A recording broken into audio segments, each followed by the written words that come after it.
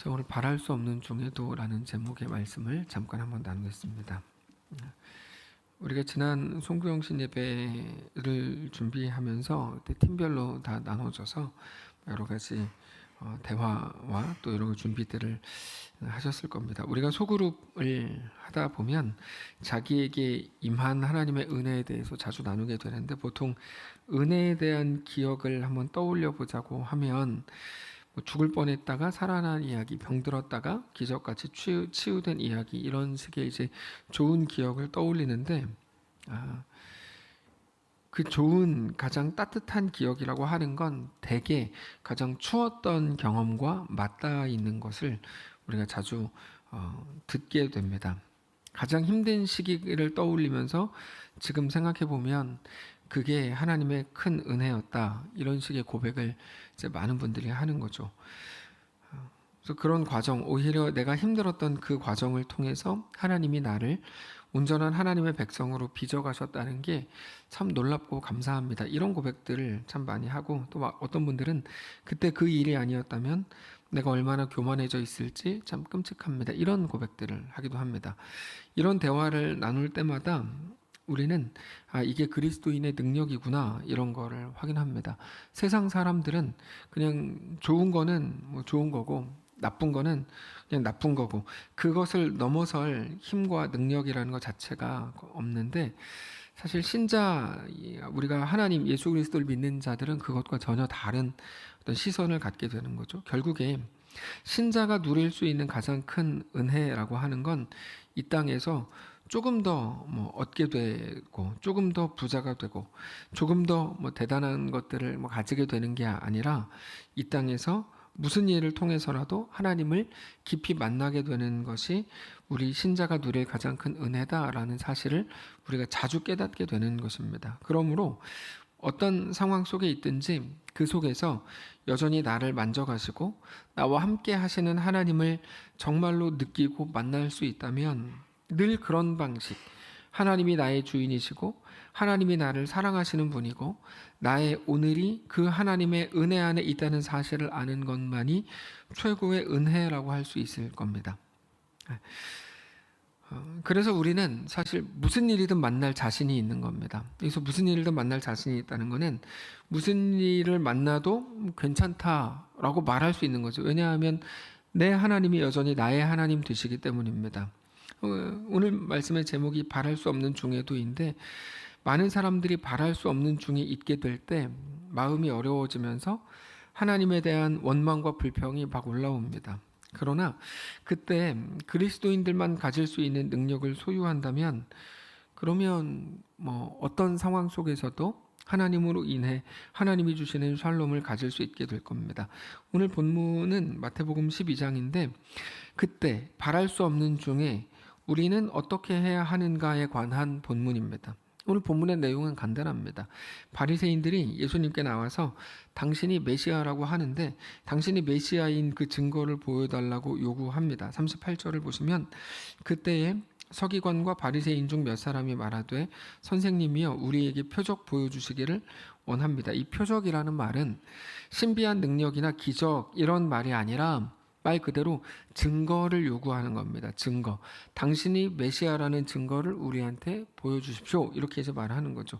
왜 그랬는가 하면, 당신이 예수님, 메시아, 전능한 하나님이신 것을 보여주십시오, 이런 간구는 사실 우리가 많이 들어본 내용입니다. 우리도 늘 그런 간구를 하죠. 나에게 어려움이 있습니다. 당신이 하나님 전능자이신 것을 보여주십시오. 나에게 내가 큰 병이 있습니다. 이거를 고쳐주셔서 하나님이 나의 전능자이신 것을 확인시켜 주십시오. 우리가 상황이 어렵고 문제가 있을 때 그런 간구를 하나님께 합니다. 오늘 본문에 나오는 이 바리새인들은 우리랑 다르게 그 사람들은 나쁜 놈들이고 우리는 좀 착한 놈들이니까 우리는 힘들 때 하나님께 간구하지만 그들은 나쁜 놈들이니까 그냥 힘들지도 않은데 막 그렇겠다, 이런 게 아니고, 사실 그렇게 볼 때 다 똑같은 겁니다. 하나님께 요구하는 거죠. 당신이 하나님 전능자이신 것을 나에게 확인시켜 주십시오. 어쨌든 그렇게 결론적으로 말하는 겁니다. 그때 예수님께서 이렇게 대답하셨어요. 39절에 예수께서 대답하여 이르시되 악하고 음란한 세대가 표적을 구하나 선지자 요나의 표적밖에는 보일 표적이 없느니라. 그러니까 바리새인들이 예수님께 표적을 구했습니다.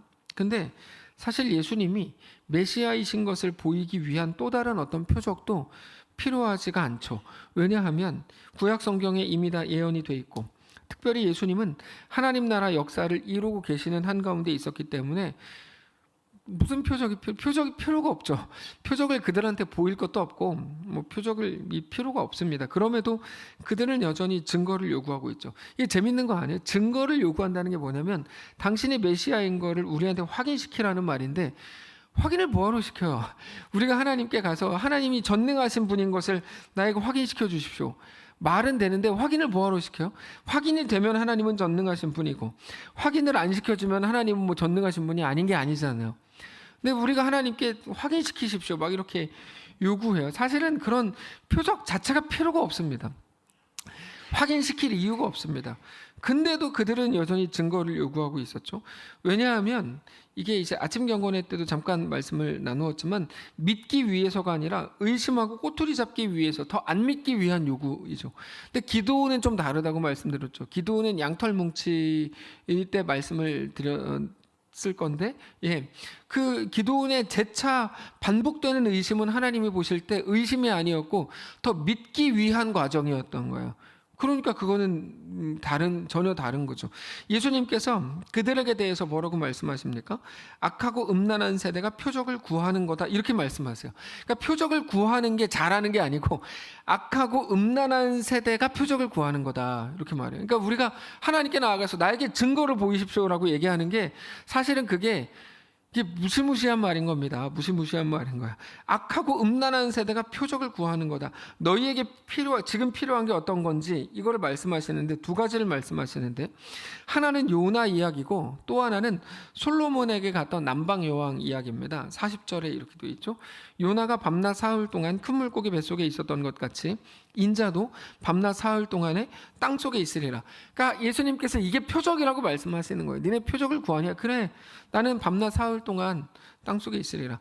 요나는 큰 물고기, 요나서를 얼마 전에도 아침 경건회 때 쭉 지난 1월에 나눴을 텐데, 그걸 보면 정확히 말하면 이제 큰 바다 괴물이라고 이해해도 괜찮을 거예요. 바다 괴물에게 삼켜졌다가 나와서 니느웨로 갑니다. 그때 어떤 일이 있었냐면 거기에서 곧 도시가 니느웨가 멸망할 거라고 경고합니다. 그 말을 듣고 나서 니느웨 사람들은 정말 신기하게 곧바로 회개합니다. 이 회개의 메시지를 전한 요나 스스로도 깜짝 놀랄 만한 변화였습니다. 이 요나가 얼마나 성의 없는 선지자였냐면, 결국 사실 니느웨는 3일길에 극히 큰 성읍이었는데 3일을 꼬박 돌아다녀야 다 볼 수 있는 성인데, 요나는 반나절 만에 끝내버리죠. 어떻게 3일길을 반나절 만에 끝냅니까? 대충 했다는 겁니다. 요나는 선지자 중에 엄청 독특한 캐릭터인데, 근데 중요한 건 뭐냐면, 요나가 전한 그 말도 안 되는, 어떻게 보면 너무 가볍고 그냥 막 지나쳐버릴 회개의 선포를 듣고 사람들이 회개를 했죠. 이것도 철저한 회개를 했습니다. 요나 본인도 깜짝 놀랍니다. 이게 첫 번째고, 두 번째 예수님이 말씀하신 표적도 이것도 사실 맥락 자체는 같은데, 42절을 보면 심판 때에 남방 여왕이 일어나 2세대 사람을 정죄하리니 이는 그가 솔로몬의 지혜로운 말을 들으려고 땅 끝에서 왔음이거니와 솔로몬보다 더 큰 이가 여기 있느니라. 남방 여왕이 멀리 여기 아라비아 남부에서부터 솔로몬 왕의 지혜를 들으러 옵니다. 솔로몬은 가장 지혜롭다고 알려진 왕입니다. 남방 여인이 그렇게 솔로몬으로부터 지혜를 듣게 되죠. 이 두 이야기, 그러니까 어떻게 보면 이게 앞뒤도 안 맞는 것 같고 이게 무슨 연관성이 있어라고 생각할 만한 두 이야기를 예수님이 하세요.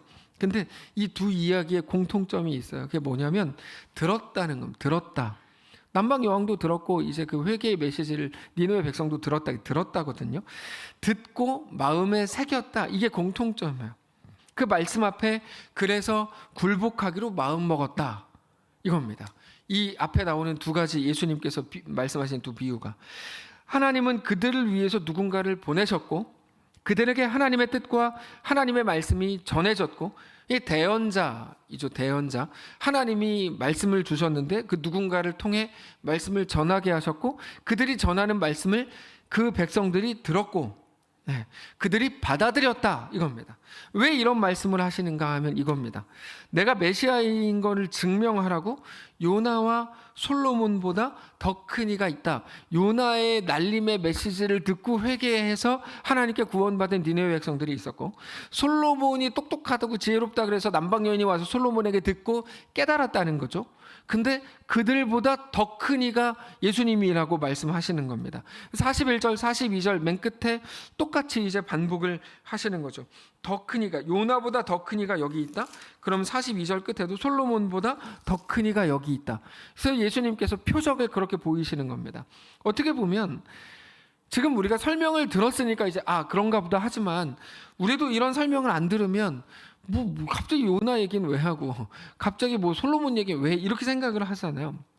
근데 아닙니다. 동문서답이 아니고 예수님께서 말씀하시는 거는 니느웨 사람들에게 요나를 보내셨고 남방 여왕에게 결국 솔로몬을 만나게 하신 것처럼, 그렇게 하나님의 말씀을 듣게 하신 것처럼 너희가 살 길은 나에게 내가 메시아인 걸 증명하라고 말할 게 아니고 하나님의 말씀으로 오신 예수 그리스도 앞에 엎드리고 굴복하는 것뿐이다 라는 겁니다.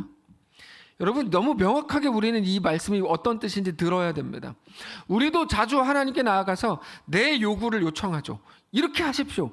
저렇게 하십시오. 이거를 고쳐내십시오. 내 이 일을 해결하십시오. 그러면 내가 하나님을 믿어 드릴게요. 이런 식으로 하나님께 나아가는데요. 우리가 살 길은 그게 회복되고 그 일이 변화되고 그게 나에게서 다시 내가 살만해지는 그게 아니고, 내가 하나님의 말씀 앞에 엎드리고 그래서 하나님만이 나의 주인이신 것을 인정하게 되는 그것만이 우리가 살 길이라고 예수님께서 오늘 본문을 통해 말씀하시는 거죠.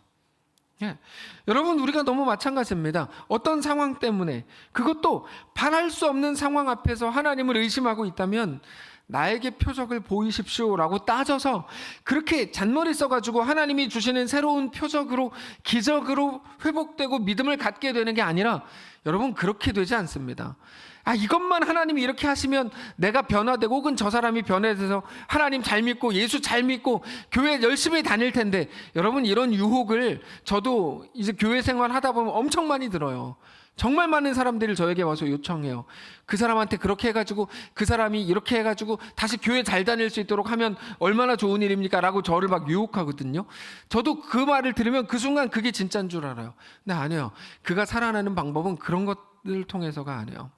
그냥 아주 단순합니다. 하나님 말씀 앞에 그가 엎드리는 자가 되고 하나님 앞에 자기가 얼마나 큰 죄인인지를 깨닫고 굴복하는 자가 되는 것, 그것밖에는 살 길이 없어. 그 사람의 감정이 상했으니까 가서 뭐 용서해 주세요. 내가 진짜 죽을 죄를 지었어요. 그래서 그 사람 마음이 막 바뀌고, 그래서 교회에 딱 와서 앉아 있고 모든 사람들이 당신 힘들었는데 얼마나 뭐 공감해 주고, 그럼 그가 살아날 것 같죠? 여러분, 그거는 악하고 음란한 세대가 우리를 유혹하는 방법이에요. 그렇지 않습니다.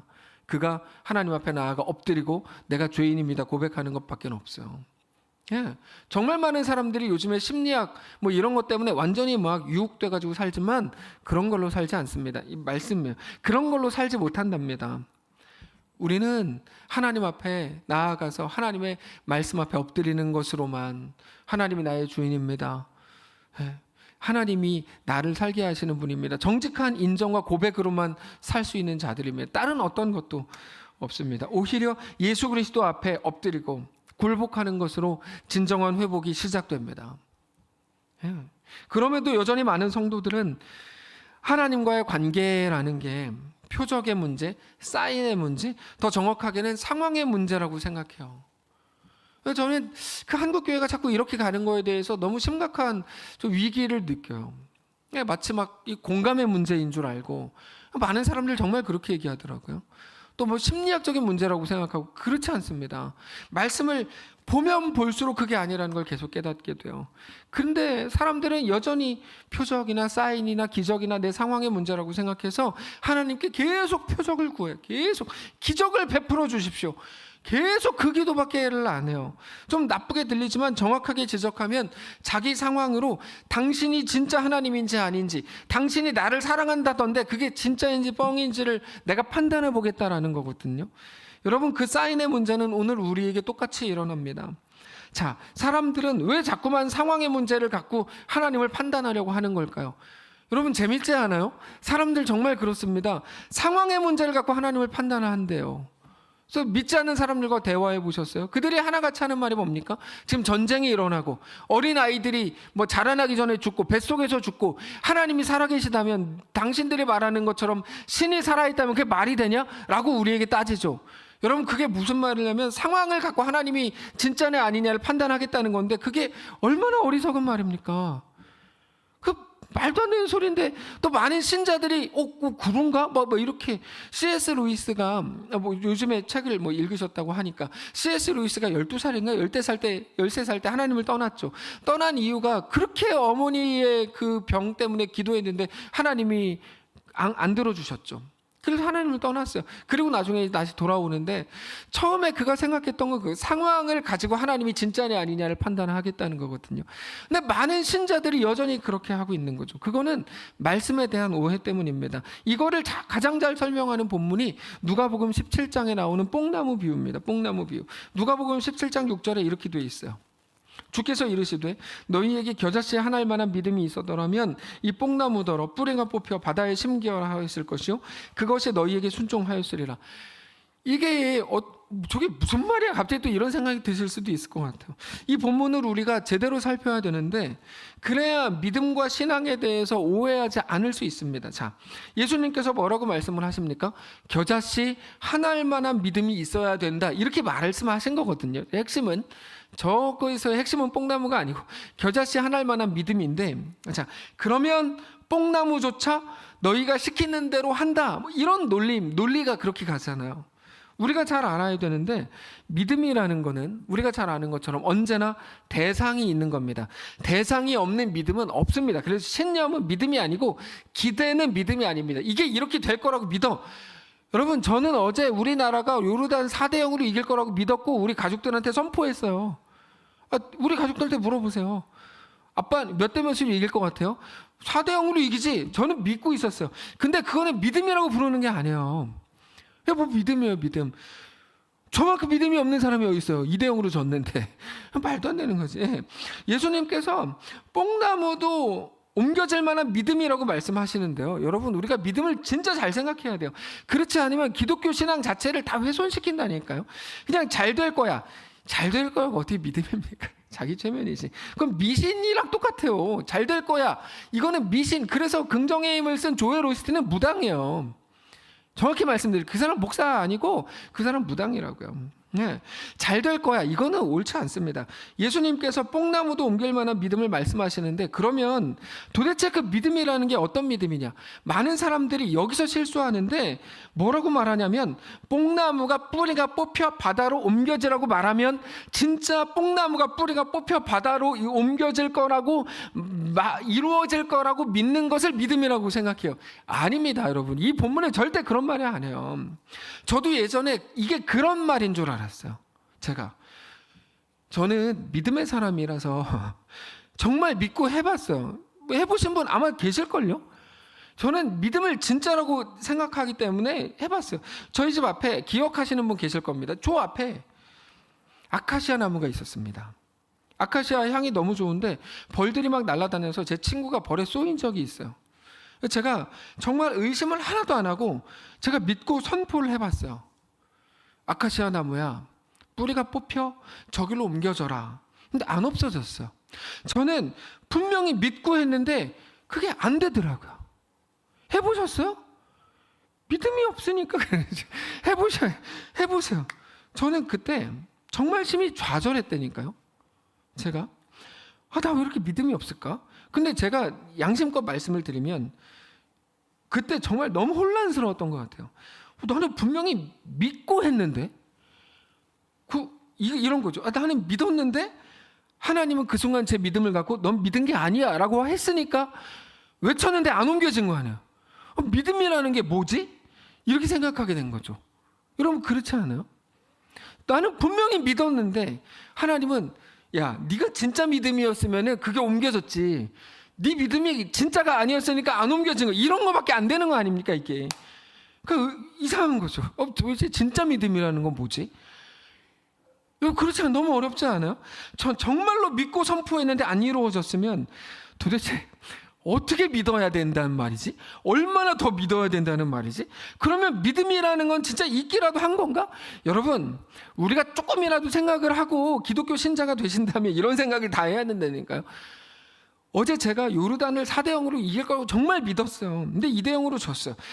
내 믿음이 아무리 작아도 겨자씨보다는 좀 컸을 텐데 유효 슈팅은 한 개라도 나왔어야지 되는 거 아니냐 이거죠. 이게 진짜 하나님, 내 믿음이 조금이라도 살아있었으면 이게 뭐냐 이거. 도대체 누가복음 7장은 뭐냐. 그리고 진짜 겨자씨 하나일 만한 작은 믿음이라는 거는 뭐냐 이거죠. 결국 그겁니다. 근데 이 누가복음 17장 6절은 바로 앞에 나오는 5절 다음에 나오는 6절이거든요. 근데 우리가 읽진 않겠지만 5절을 보면 제자들이 이렇게 말해요. 예수님께 우리에게 믿음을 더하소서 이렇게 말합니다. 그거에 대한 대답으로 어떤 믿음을 가져야 되는지를 말씀하시는 게 6절 이하인데, 자, 이게 중요합니다.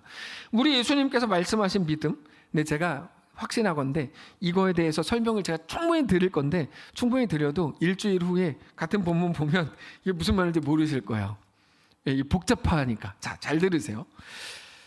이렇게까지 제가 도발을 했는데 또 기억을 못하시면 문제가 있는 거겠죠. 자, 예수님께서 말씀하신 믿음, 뽕나무를 옮길 만한 믿음이라는 게 뭘까? 이거는 뽕나무가 옮겨질 거라는 거에 대한 믿음이 아니고, 자, 정확히 기억을 하세요. 모르시겠으면 좀 적으셔도 돼요. 뽕나무가 옮겨질 거라는 믿음이 아니고, 정확하게 말하면 하나님에 대한 믿음을 말하는 겁니다. 믿음은 대상이 있다고 말씀드렸죠. 그 대상은 무조건 하나님이에요. 자, 하나님을 믿는 믿음, 이겁니다. 한 사람이 뽕나무한테 갔어요. 왜 갔는 줄 아세요? 하나님이 가라 그러셨거든요. 잘 들으세요. 하나님이 왜 가라고 하셨을까요? 뿌리가 뽑혀 바다에 심겨라라고 명령하라고 글을 보내셨어요. 여기까지 이해되시죠? 근데 그 사람이 아무리 생각해도 이건 아니에요. 뽕나무한테 내가 외치면 사람들이 나를 미쳤다고 할 것 같아요. 근데 그래서 이제 망설이죠. 근데 마음 한편에 그래도 하나님이 하라고 하신 건데, 이것 때문에 갈등이 있어요. 그 갈등 끝에 외쳐보기로 했어요. 보내신 분이 하나님이시니까. 그래서 외쳐요. 자, 이 사람이 외친 건 무엇 때문입니까? 뽕나무가 옮겨지라고 말했지만 뽕나무가 옮겨지게 하기 위해서 외친 게 아니에요. 하나님이 하라고 해서 외친 겁니다. 여러분, 이게 이 말씀의 핵심이거든요. 뽕나무를 옮겨 보려고 외친 게 아니라 하나님이 하라고 하셔서 외친 겁니다. 내가 외치면 뽕나무가 옮겨질 거야. 그 믿음 때문에 외친 게 아니고 하나님이 하라고 하셔서 한 거야. 나도 미친 짓인 거 알아. 근데 하나님이 하라고 하셔서 한 거야. 그게 요나입니다. 그게 요나라고요. 그래서 한 거예요. 물론 그 이유, 하나님이 왜 하라고 하신 건지는 몰라요. 저도 몰라요. 하라고 했는데 그러니까 한 겁니다. 그래서 그의 믿음은 완벽한 믿음이 아니라 겨자씨 하나일 만한 작은 믿음입니다. 여러분, 무슨 말인지 이해가 되세요? 근데 하나님이 하라고 하셔서 겨우 했을 뿐인데 그게 놀라운 역사를 이루는 거죠. 뽕나무가 뿌리가 뽑혀서 바다에 빠지더라는 거죠. 하나님의 역사는 정말 놀라운데 이게 우리가 믿는 하나님입니다. 그러니까 그 사람이 가진 믿음, 예수님이 말씀하신 믿음이라는 게 뭐냐면, 하나님이 하시라고 하면 뽕나무가 무슨 관계냐? 일단 하라고 하시는 대로 한다. 이거를 보고 믿음이라고 부르는 거야. 그래서 믿음은 언제나 실체가 있다 그랬죠. 믿음은 반드시 걸음으로 옮겨진다는 게 이런 의미입니다. 그래서 사실 그 사람에게는 뽕나무가 옮겨지고 안 옮겨지고는 관계가 없는 겁니다. 저로 가볼게요. 제가 아카시아 나무 앞에 왜 갔을까요? 그냥 갔어요. 뭘 왜 가요? 가가지고 해보고 싶었어요, 저도. 여기에 무슨 믿음이 들어가 있죠? 믿음이라는 건 하나도 없어요, 여기는. 그런 건 없는 거예요, 여기는. 뽕나무가 아니라, 그러나 하나님께서 뽕나무가 아니라 뽕나무 할아버지한테 가서 외쳐라 그래도 외쳤을 겁니다. 뽕나무가 옮겨졌냐 안 옮겨졌냐는 그 사람에게 하나도 중요하지 않습니다. 왜냐하면 자기가 한 게 아니거든요. 시키는 대로 했을 뿐입니다.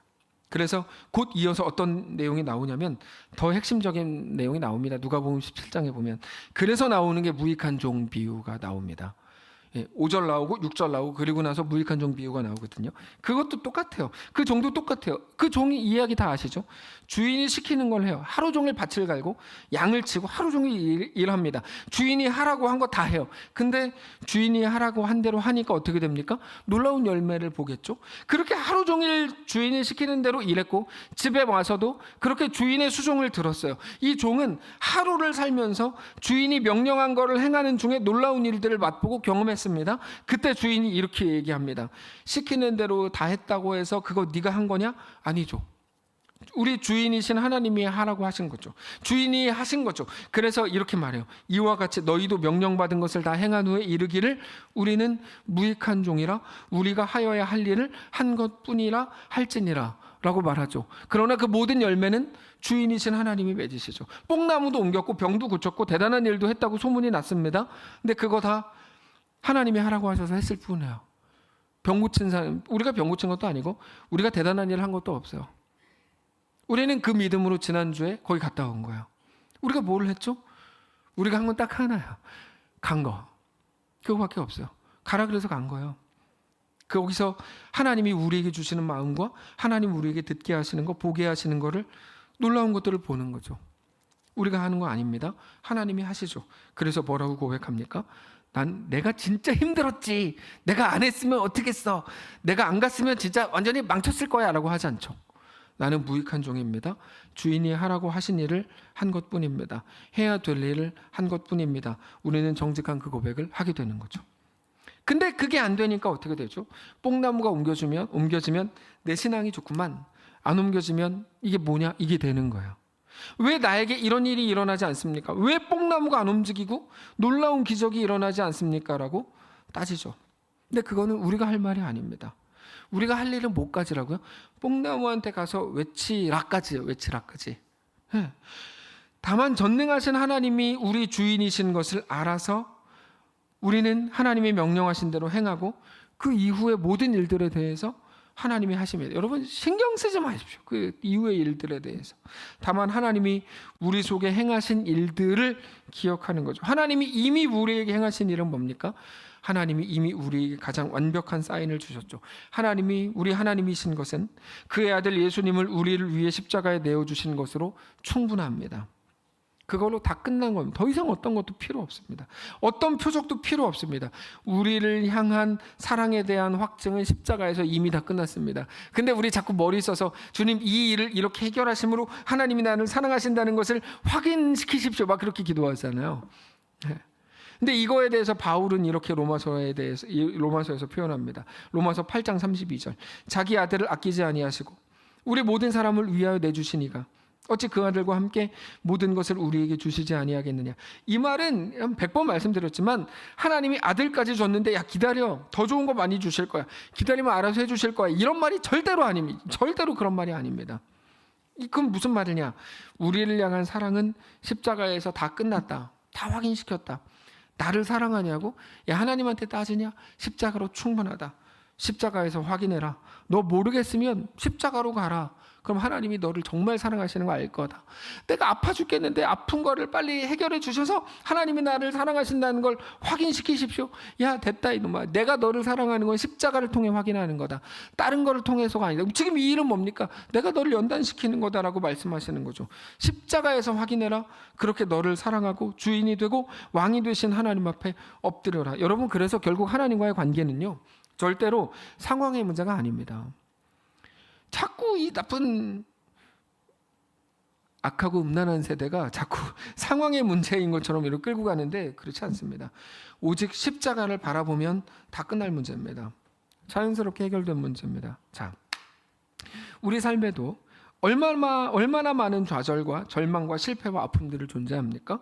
어쩌면 너무나 많은 분들이 우리에게 허락된 우리의 아이들이 오늘 바랄 수 없는 중해를 경험하고 살고 있는지도 몰라요.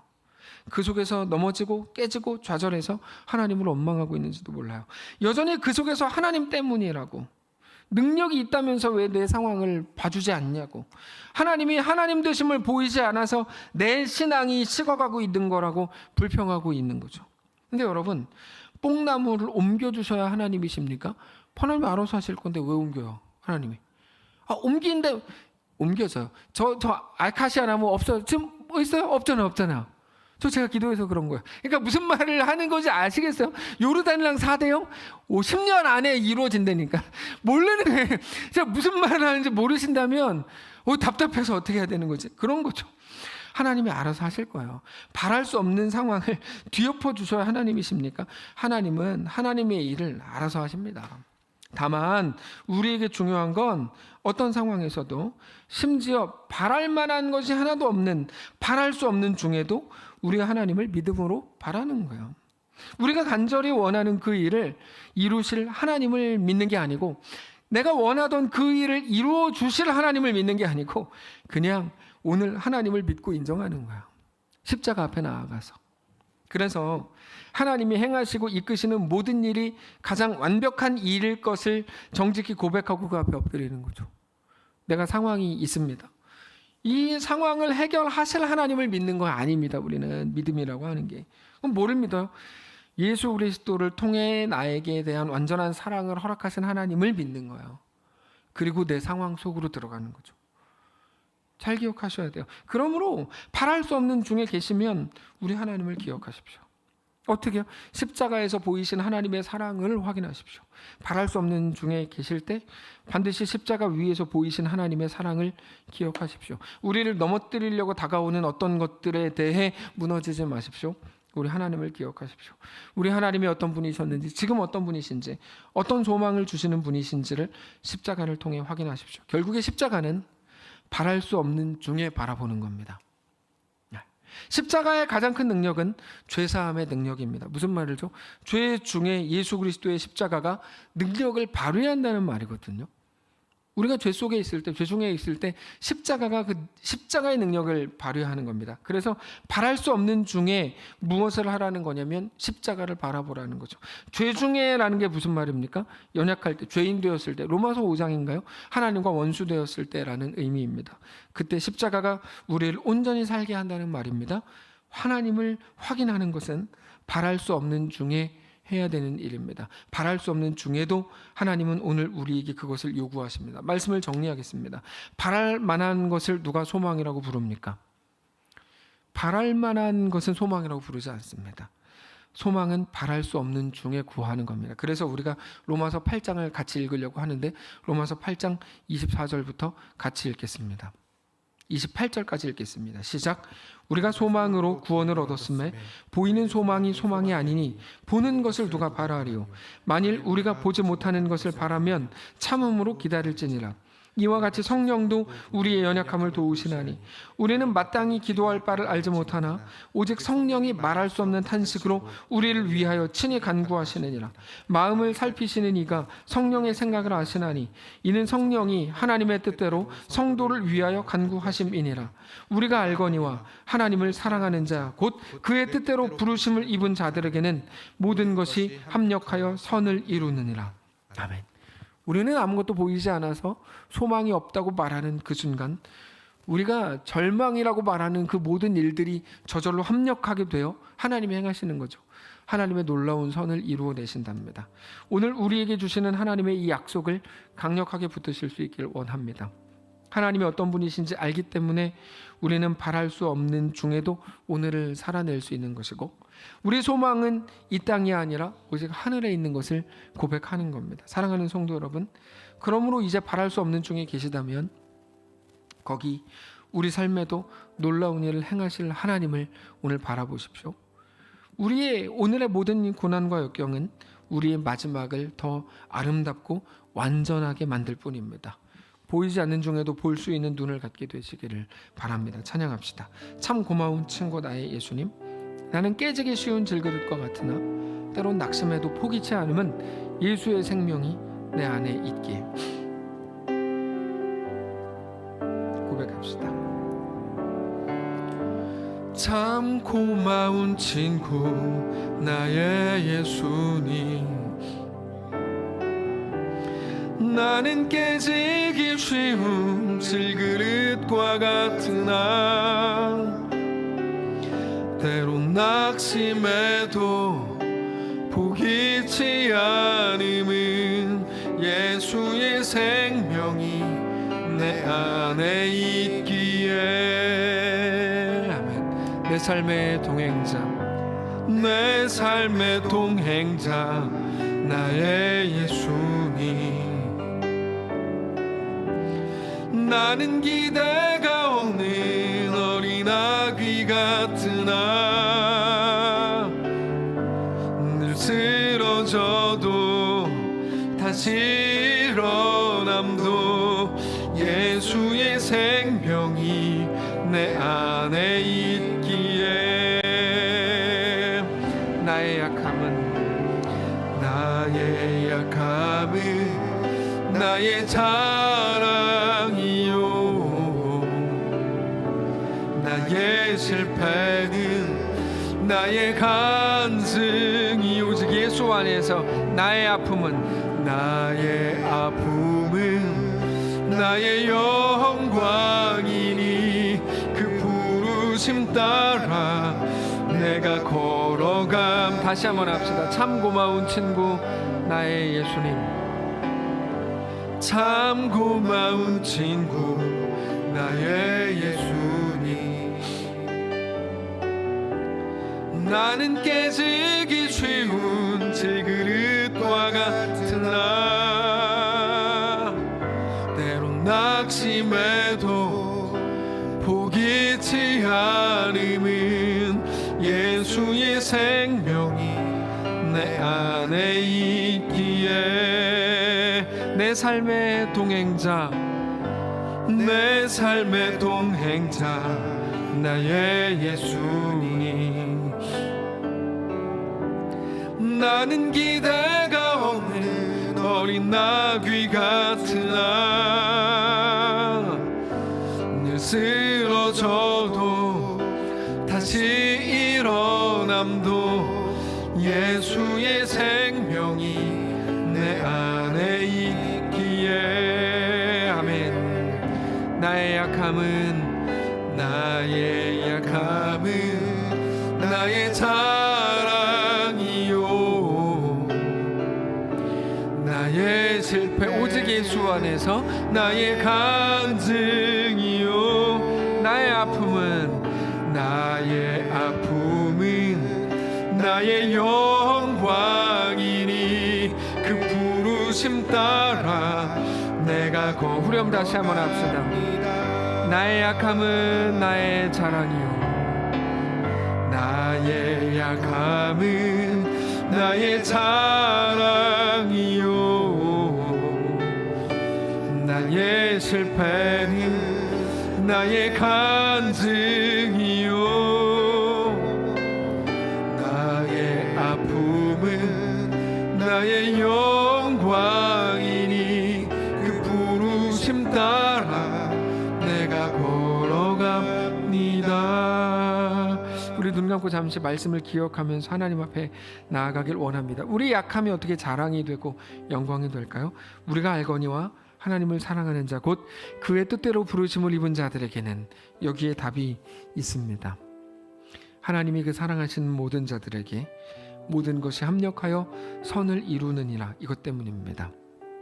하나님, 예수 안에 허락된 그 길을 그러므로 믿음으로 걷게 하시고 내 모든 상황을 가지고 하나님을 판단하지 않게 하시고 예수 그리스도 십자가에 나를 위해 죽으신 예수 그리스도 십자가에 내어주신 하나님의 놀라운 사랑을 오늘 확인하고 그 믿음으로 우리에게 주어진 모든 길, 모든 상황 그 속을 걷게 하시옵소서.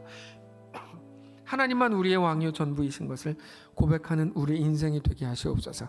조용히 기도하고 묵상하며 예배를 마치겠습니다. 기도하겠습니다.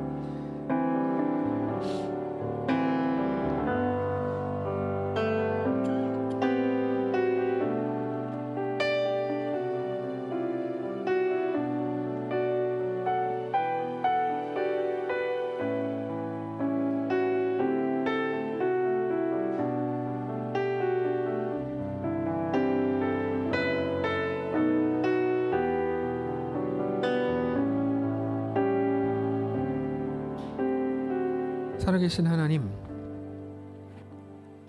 여러 어려움이 있을 때 너희의 그 방해와 어려움이 우리의 사역을 망칠 수 없지. 하나님이 나에게 주신 기쁨을 포기할 수 없지. 여러 가지 힘겨운 상황과 여러 가지 힘겨운 환경 한가운데에서도 그것들 때문에 하나님이 나를 사랑하시지 않는 거야, 평가받을 수 없는 것처럼 하나님의 놀라운 사랑과 은혜는 예수 그리스도의 십자가 위에서 이미 다 확인하시고 확인시키고 증명하시는 것처럼 하나님 우리 앞에 있는 모든 정황과 우리 인생 그 한가운데에서 여전히 하나님의 왕이요 전능자이신 것을 아는 자들로 걷게 되기를 원합니다. 하나님 우리와 함께 하시옵소서. 우리에게 말씀하시옵소서. 우리로 듣게 하시옵소서. 우리 믿음의 대상은 오직 하나님 한 분이십니다. 내 원함 그런 것 아니고 내 기대도 아닙니다. 오직 하나님만 나의 왕이요 전부요 주인이신 것을 고백하는 우리의 삶이 되게 하시옵소서. 사랑하는 모든 성도들, 그러나 처해 있는 모든 상황 속으로 주님 성령님 찾아가셔서 그 순간 하나님의 놀라운 은혜를 깨닫게 하시고 바랄 수 없는 중에도 십자가 앞에 나아가 나의 완전한 주인, 나의 완전한 아버지이신 하나님을 찬양하는 귀한 모든 인생이 다 될 수 있도록 역사하시옵소서. 그렇게 주님 앞에 가는 그 순간까지, 마지막 날 마지막 순간까지 하나님과 동행하고 놀라운 믿음의 거룩한 백성들로 세워지는 우리가 되게 하시옵소서. 감사드리며 살아계신 우리 주 예수님의 이름으로 기도합니다. 아멘. 하늘에 계신 우리 아버지여, 이름이 거룩히 여김을 받으시오며 나라가 임하시오며 뜻이 하늘에서 이룬 것 같이 땅에서도 이루어지이다. 오늘 우리에게 일용할 양식을 주시고 우리가 우리에게 죄진 자를 사하여 준 것 같이 우리 죄를 사하여 주시고 우리를 시험에 들게 하지 마시고 다만 악에서 구하시옵소서. 대개 나라와 권세와 영광이 아버지께 영원히 있사옵나이다. 아멘.